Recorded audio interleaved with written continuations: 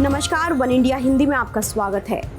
Corona virus के बढ़ते मामलों को देखते हुए देश में लॉकडाउन लगाया गया था, लेकिन इस लॉकडाउन से देश की आर्थिक कमर टूट गई थी।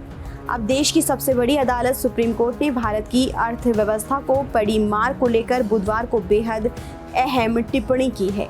अदालत ने कहा कि देश की अर्थव्यवस्था में जो दिक्कतें आईं, उसके पीछे सरकार की ओर से सख्त लॉकडाउन लगाने का फैसला है। दरअसल लॉकडाउन के दौरान केंद्र सरकार की ओर से दिए गए लोन मोरेटोरियम पर बैंक ब्याज वसूल रहे हैं। इसके खिलाफ सुप्रीम कोर्ट में याचिका दायर की गई है। इसी पर बुधवार को सुप्रीम कोर्ट में सुनवाई हुई। रिजर्व बैंक ऑफ इंडिया ने 2 अलग अलग किश्त में 6 महीने के लोन मोरेटोरियम का ऐलान किया था और लोगों को EMI नहीं देने की छूट दी थी। लोन पर दी गई मोरेटोरियम की मियाद 31 अगस्त को खत्म हो रही है।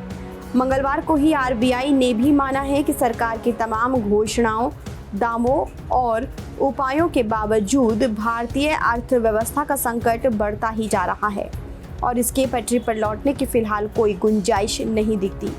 RBI ने आधिकारिक तौर पर ये मान लिया है और कहा है कि अर्थव्यवस्था को दुरुस्त होने में अभी समय लगेगा।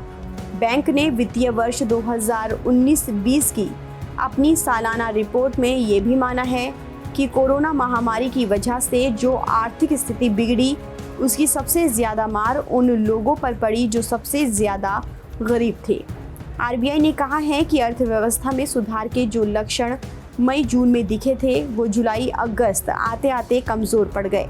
इसकी वजह लॉकडाउन को सख्ती से लागू करना है। इस खबर में फिलहाल इतना ही। देश और दुनिया की तमाम खबरों के लिए आप बने रहिए वन इंडिया हिंदी के साथ।